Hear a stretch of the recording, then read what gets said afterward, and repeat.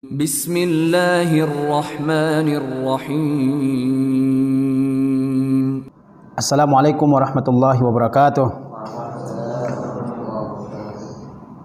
Innal hamdalillah nahmaduhu wa nasta'inuhu wa nastaghfiruh wa na'udzu billahi min shururi anfusina wa min sayyiati a'malina. Innahu may yahdihillahu fala mudhillalah wa may yudlilhu fala hadiyalah. Asyhadu an la ilaha illallah wahdahu la syarikalah wa asyhadu anna Muhammadan abduhu wa rasuluh sallallahu alaihi wasallam la nabiyya ba'dah. Kaum muslimin yang dirahmati oleh Allah Subhanahu wa taala, sesungguhnya ketika seseorang membina rumah tangga, maka yang diharapkannya adalah kebahagiaan dan ketentraman di dalam rumah tangga tersebut.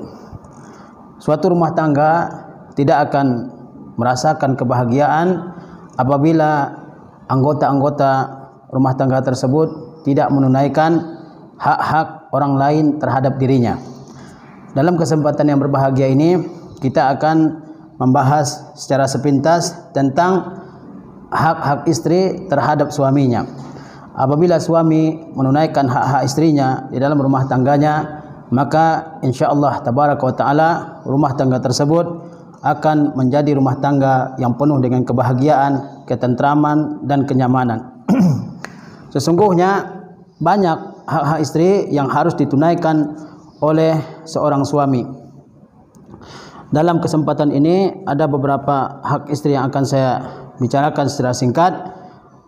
Hak yang pertama seorang istri atas suaminya adalah memberikan mahar. Ketika seorang laki-laki menikah dengan seorang perempuan, maka wajib atas dirinya untuk membayarkan mahar terhadap istrinya tersebut. Ya, dan mahar ini tidak diwajibkan mahal. Yang penting mahar tersebut adalah harta yang berharga, ya, harta yang mempunyai nilai.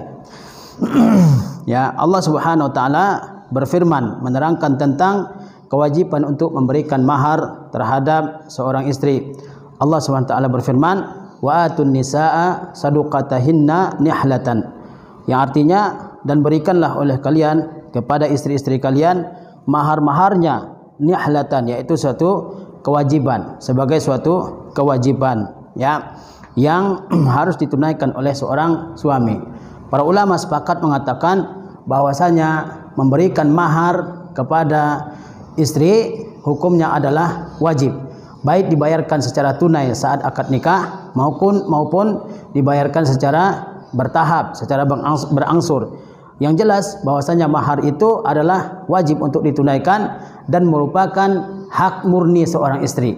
Tidak boleh bagi seorang suami yang telah memberikan mahar kepada istrinya lalu mengambil mahar itu kembali setelah menikah dengannya.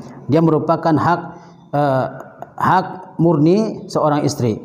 Dan mahar itu apabila tidak dibayarkan secara tunai, lalu suami meninggal dunia misalnya, maka mahar tersebut tidak gugur kewajiban untuk menunaikannya, tetapi ya tetap wajib diserahkan kepada istri, tetap wajib dibayarkan kepada istri, bahkan itu sebelum dibaginya harta peninggalan seorang suami tersebut. Jadi kalau seorang suami ya dia menyicil maharnya terhadap istrinya, lalu sebelum mahar tersebut cicilannya lunas, suami itu meninggal dunia dan ada hartanya, maka sebelum hartanya dibagi, maka mahar itu lebih dahulu dibayarkan kepada istrinya. Ya, ini merupakan kewajiban yang pertama. Dan hendaklah kita memperhatikan bagaimana Rasulullah SAW dan juga para sahabat ridwanullah taala alaihim di dalam memberikan mahar ini. Ya, Rasulullah SAW ya menikahi istri-istri beliau dan juga pada zaman para sahabat, mahar itu adalah sesuatu yang disanggupi oleh kaum muslimin, bukan sesuatu yang sangat mahal sehingga sangat sulit bagi kaum muslimin untuk menikah, dan juga bukan berarti sesuatu yang sangat sangat murah, ya, sehingga kelihatan hal pernikahan ini adalah suatu hal yang receh, ya, yang kurang berharga. Tapi carilah sesuatu yang berharga seperti emas atau uang dan sebagainya, ya. Ini merupakan ya hak istri yang pertama, memberikan mahar kepadanya. Kemudian hak istri yang kedua terhadap suaminya adalah menerima nafkah.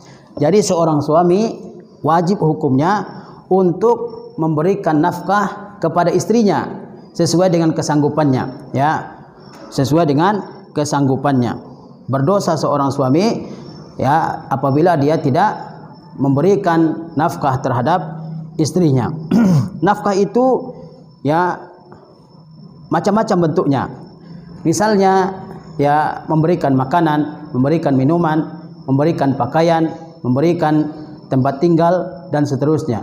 Ini wajib ditunaikan oleh seorang suami terhadap istrinya sesuai dengan kesanggupannya masing-masing. Jadi tidak ada batasan berapa nafkah yang harus diberikan oleh seorang laki-laki kepada istrinya. Yang jelas itu sesuai dengan kesanggupannya. Diriwayatkan dari Muawiyah ibnu Haidah, dia berkata, "Qultu ya Rasulullah, aku pernah berkata," kata beliau, "wahai Rasulullah, ma haqqu zaujati ahadina alaihi?" Apa hak istri kami terhadap suaminya? Rasulullah SAW bersabda, "Antut'imaha iza ta'imta," bahwa engkau memberinya makan apabila engkau makan. Ya, apabila seorang suami, ya, mendapatkan makanan, maka dia memberikan makanan tersebut kepada istrinya. Jangan sampai seorang suami yang menikmati makanan yang enak, ya, mengunjungi restoran-restoran yang mahal, kemudian mentraktir teman-temannya, lalu dia mengabaikan istrinya di rumah. Bahkan yang dibawa pulang hanya cerita makan-makan enak, ya, istrinya nggak pernah diberikan makanan yang enak. Ini adalah suatu bentuk kezaliman seorang suami terhadap istri. Ya, seorang suami berkewajiban untuk memberikan makan terhadap istrinya. Jangan dia yang kenyang, istrinya kelaparan, ya, atau anak-anaknya juga kelaparan. Dan tidak boleh bagi seorang suami mengabaikan hak ini. Sebagaimana Rasulullah SAW bersabda, "Kafa bil mar'i isman an yadi'a man yaquta." Cukuplah seseorang dianggap telah berdosa kalau dia mengabaikan orang-orang yang harus dia beri makan. Ya, orang-orang yang harus dia beri makan. Ada sebagian suami yang sibuk dengan hobinya, lalu mengabaikan tanggung jawabnya untuk memberikan nafkah kepada istrinya. Bahkan ada yang lebih sayang kepada, ya, hobinya daripada kepada keluarganya. Nah, ini adalah suatu hal yang harus dijauhi oleh seorang suami. Ya, seorang suami ketika memberikan nafkah kepada istrinya, dia mendapatkan pahala. Begitu juga kalau dia mengabaikan nafkah ini, maka dia akan mendapatkan dosa di sisi Allah Subhanahu wa taala. Jadi nafkah itu ya bermacam-macam bentuknya. Yang pertama, bahwasanya kamu memberinya makan kalau kamu makan, wa taksuha izaktasaita, dan kamu memberinya pakaian kalau kamu bisa memperoleh pakaian. Jangan sampai seorang suami memakai baju-baju yang mahal, yang bermerek, ya, yang impor misalnya dari luar negeri, sementara istrinya tidak diberikan pakaian, sementara anak-anaknya tidak diberikan pakaian yang layak, ya. Kemudian wala tadribil wajha, dan jangan pernah engkau memukul wajahnya. Ya, jangan pernah engkau memukul wajahnya. Ya, banyak kita lihat dalam kehidupan kita sekarang ini terjadi kekerasan dalam rumah tangga, suami yang memukul istrinya, suami yang menyakiti istrinya, KDRT dan seterusnya, ya. Kenapa dilarang oleh Rasulullah SAW memukul wajah? Bukan berarti hal lain, bagian-bagian lain dari tubuhnya boleh kita pukul. Kenapa Rasulullah spesifik menyebutkan wajah? Karena wajah itu adalah alamatus syaraf, yaitu tanda kemuliaan bagi seorang manusia, ya. Sehingga tidak boleh memukul wajahnya. Wala tuqabbih, dan jangan memanggilnya dengan panggilan yang buruk.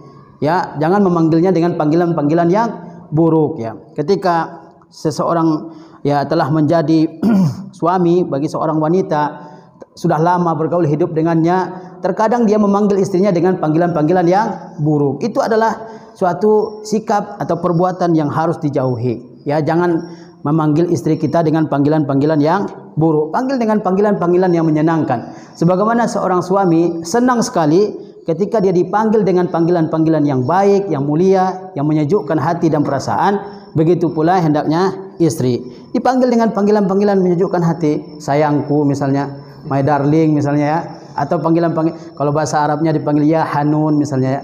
Itu luar biasa menyejukkan hati dan perasaan, ya. Apalagi perempuan, ya, yang dia sangat sangat terpengaruh dengan kata-kata, ya. Tidak ada salahnya kalau seorang suami memanggil istrinya dengan panggilan-panggilan yang menyejukkan, yang menenteramkan, ya, panggilan-panggilan mesra. Itu bukan berdosa, ya, tapi mendatangkan pahala, ya.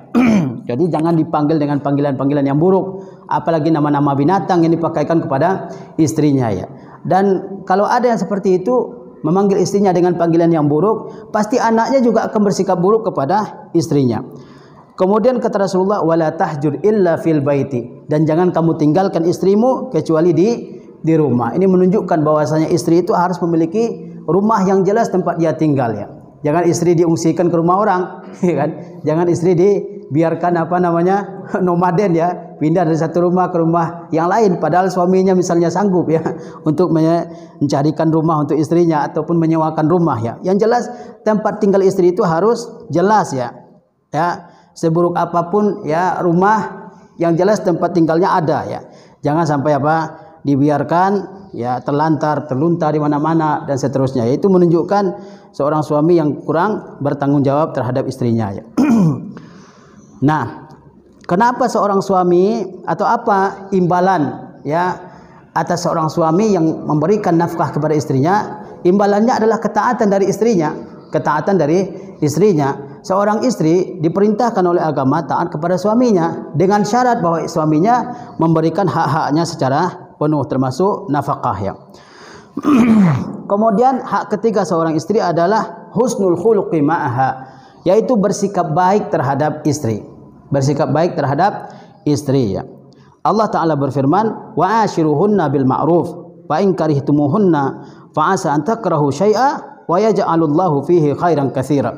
Dan bergaullah kalian semua dengan mereka dengan pergaulan yang baik. Jika ada sesuatu yang kamu benci dari mereka, maka mungkin saja kamu membenci sesuatu dan Allah menjadikan di dalamnya kebaikan yang banyak.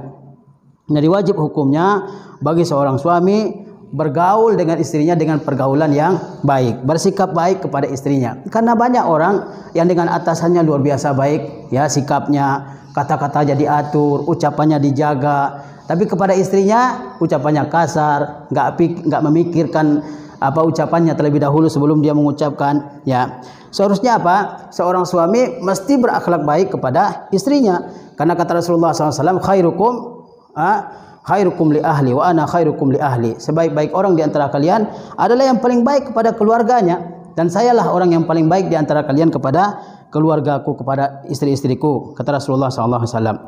Dan jangan mengharapkan bahwa istri kita itu adalah bidadari dari surga.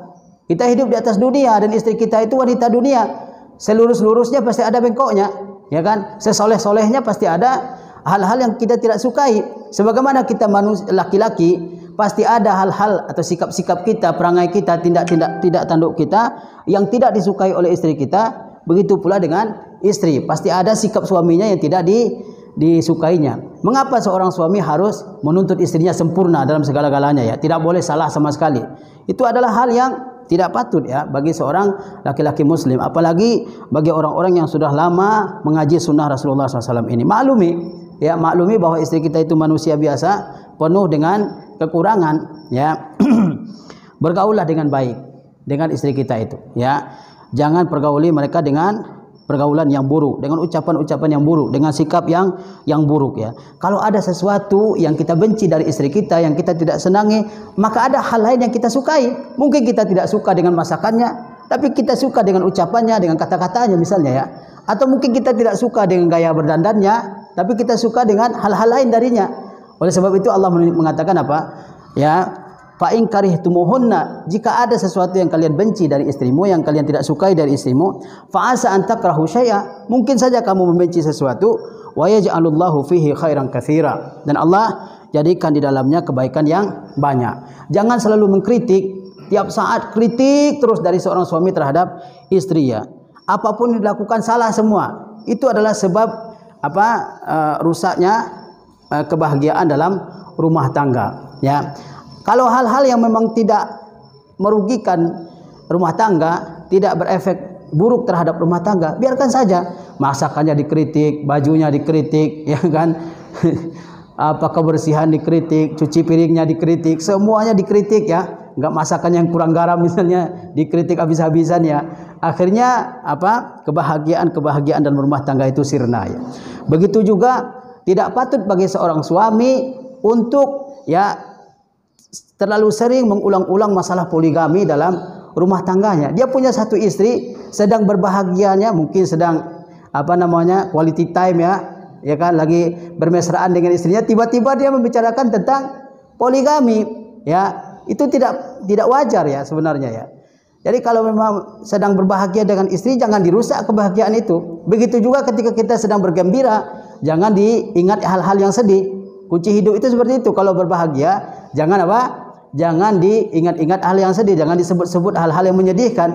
Tetapi ketika kita sedih, harus diingat hal-hal yang mendatangkan kebahagiaan bagi kita, agar kesedihan itu apa cepat hilang ya. Jadi meskipun misalnya istri kita apa namanya cuek ketika suaminya menyebutkan tentang poligami, tapi apa? Dia harus menjaga ucapannya. Jangan setiap hari itu terus yang dibahas ya. Pasti ada kekhawatiran dalam diri seorang istri, dan itu akan mengurangi apa? Kebahagiaan di dalam rumah tangga ya. Kemudian juga hak selanjutnya adalah bercanda dengan istri ya. Bercanda dengan istri. Jangan seorang suami di rumah itu seperti komandan tentara ya, marah-marah, membentak-bentak, menghardik-hardik sana sini ya. Tidak, Rasulullah SAW tidak demikian ya. Ya, Rasulullah di rumah tangganya adalah orang yang paling lembut dengan istri beliau ya. Ya. Kemudian diceritakan anna Nabi sallallahu alaihi wasallam kana yusabiqu Aisyah. Bahwasanya Nabi sallallahu alaihi wasallam pernah apa namanya? Berlomba dengan Sayyidah Aisyah radhiyallahu taala anha ya. Padahal beliau adalah utusan Allah, a'zamu al-khalqi, makhluk teragung di alam semesta ini. Tapi beliau apa? Tetap bercanda dengan istrinya. Dalam suatu perperangan, para sahabat diperintahkan oleh Rasulullah SAW untuk ya berangkat lebih dahulu. Kemudian Rasulullah SAW apa namanya mengadakan lari ya dengan Aisyah radhiyallahu taala anha ya. Kemudian hal-hal seperti itu, bercanda ya dengan istri, itu akan ya apa namanya menyejukkan kehidupan rumah tangga dan akan mempererat cinta antara seorang suami dengan istri ya. Kalau selalu serius, tegang, nggak boleh bercanda sama sekali, ngomong satu dua patah kata sudah suruh diam, akhirnya rumah tangga seperti kuburan ya, nggak ada suara ya. Itu juga tidak apa namanya tidak bagus ya bagi keberlangsungan rumah tangga ya. Ya, di rumah ya bercanda sebagaimana Rasulullah Shallallahu Alaihi Wasallam ya. Kemudian di antara hak istri adalah menjaganya, menjaga kehormatan istri dengan cara apa? Bil ghirati ala sum'atiha, yaitu dengan adanya cemburu terhadap harga dirinya. Seorang suami harus memiliki cemburu terhadap istrinya, ya kan? Jangan dibiarkan istrinya berangkat dengan laki-laki lain, bercanda dengan laki-laki lain, chatting dengan laki-laki lain, misalnya telepon berjam-jam dengan laki-laki lain, bercanda, ya kan? Ya, apa namanya ketawa-ketawa, ya kan? Duduk di kafe dengan entah siapa kan, dengan kawan kerjanya katanya dan seterusnya. Itu adalah hal-hal yang tidak boleh dilakukan oleh seorang suami. Harus ada rasa cemburunya, tapi jangan berlebihan juga cemburu tersebut ya. Tapi yang jelas rasa cemburu itu harus ada ya. Jangan sampai seorang istri ya bebas aja mau pergi dengan siapa, berapa lama, tidak pernah ditanyakan oleh suaminya. Ini akan mengurangi rasa apa namanya rasa ya ketentraman di dalam rumah tangga. Kemudian juga di antara bentuk memelihara istri itu adalah bil infaqi 'alaiha, yaitu memberikan belanja terhadapnya ya, seperti tadi yang telah kita terangkannya. Kemudian bi ityaniha ay jima'iha ya, yaitu dengan menggaulinya. Ya, jangan sampai seorang suami pergi ya berbulan-bulan dari rumahnya ya tanpa memperhatikan istrinya dan seterusnya ya. Harus apa? Diperhatikan, harus dijaga kehormatannya, harus ya, ada rasa cemburu terhadap istri ya. Kemudian di antara hak istri juga terhadap suaminya adalah ta'limuha umura diniha, yaitu mengajarkan perkara-perkara agama terhadap istrinya ya. Ini wajib hukumnya bagi seorang suami. Maknanya seorang suami harus memiliki ilmu. Kalau tidak, apa yang akan diajarkan kepada istrinya? Faqidu syai' la yu'ti ya. Orang yang tidak memiliki tidak akan bisa memberi. Dalam pepatah Arab dikatakan seperti itu ya. Allah berfirman, qu anfusakum wa ahlikum nara. Jagalah diri kalian, jaga keluarga kalian dari api neraka. Dengan apa kita menjaga keluarga kita dari api neraka?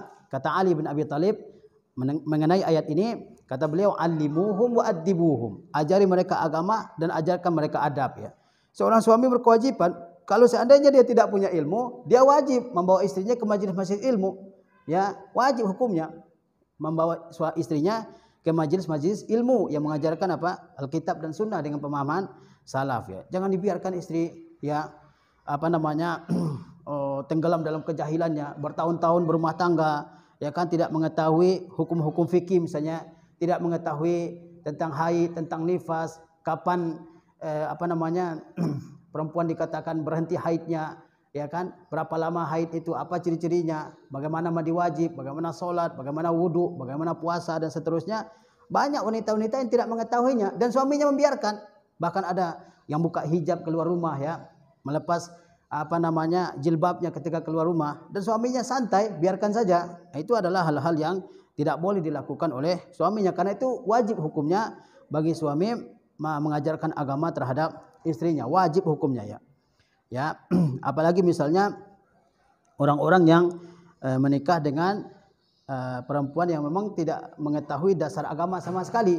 Ketika itu maka kewajiban suami lebih tinggi lagi untuk apa? Untuk mengajarkan istri. Lihatlah istri-istri para sahabat ridwanullah taala alaihim.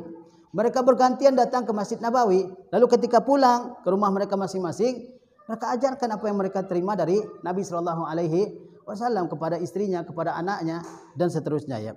Jangan dibiarkan mereka ya tenggelam dalam kebodohan, tenggelam dalam ketidaktahuan terhadap agama ini. Karena tanggung jawabnya berada di di pundak suami mengajarkan istrinya, ya. Kemudian juga di antara hak istri terhadap suami adalah at-tazayyunu laha, yaitu berhias, merapikan diri, mempercantik diri, mempergagah diri terhadap istrinya. Karena banyak bapak-bapak yang dia tidak peduli dengan kebersihan baju, kebersihan badan, gigi kadang-kadang sudah berlapis-lapis keraknya ya, dibiarkan aja gitu kan, rambut dan seterusnya. Harus dirapikan, harus dibersihkan. Kata ulama, sebagaimana sebagaimana kita senang melihat istri kita berhias, istri kita juga senang ketika melihat suaminya berhias ya. Ibnu Abbas berkata, "Inni la atazayyanu limraati kama tatazayyanu hiyali." Sesungguhnya saya berupaya menghiasi diriku untuk istriku sebagaimana dia berhias untukku ya. Jadi perhatikan juga kerapian baju, pakaian, badan dan seterusnya ya. Jangan hanya istri yang disuruh berhias kemudian suami enggak berhias untuk istrinya ya. Apa yang menarik mata suaminya juga menarik mata istrinya. Makanya saling memperhias diri ya. Ya. Sehingga ketentraman itu terjadi. Para sahabat zaman dulu, di zaman yang mereka hidup di tengah-tengah padang pasir, jarang air, tapi mereka itu berupaya untuk berhias diri untuk istrinya ya. Oleh sebab itu Rasulullah SAW ya berusaha untuk merapikan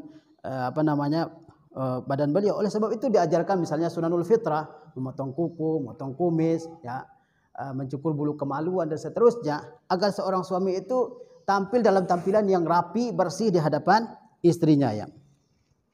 Kemudian juga di antara hak istri terhadap suami adalah berlaku adil. Apalagi kalau seseorang memiliki beberapa orang istri ya. Jangan sampai dia tidak berlaku adil ya. Ada istri yang muda, ada yang tua, ya kan? Yang muda aja gitu kan, yang tua diabaikan gitu. Sehingga lama-lama timbullah cekcok, timbullah pertengkaran di dalam rumah tangga ya.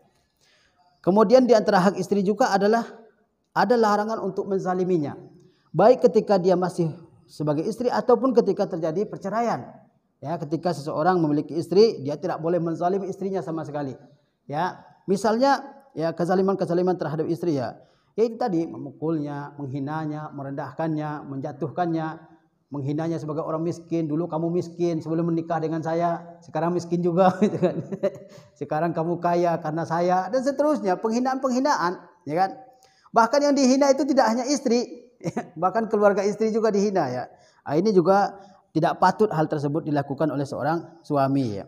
Menghina misalnya ibu bapaknya atau fisiknya, atau menindasnya misalnya kan, hal-hal tersebut tidak boleh dilakukan. Apalagi ketika terjadi perceraian, ketika seorang laki-laki bercerai dengan istrinya, seolah-olah istrinya itu adalah manusia yang tidak ada kebaikannya sama sekali, keburukan terus ya, yang dia lihat ya. Itu adalah hal-hal yang tidak patut dilakukan ya.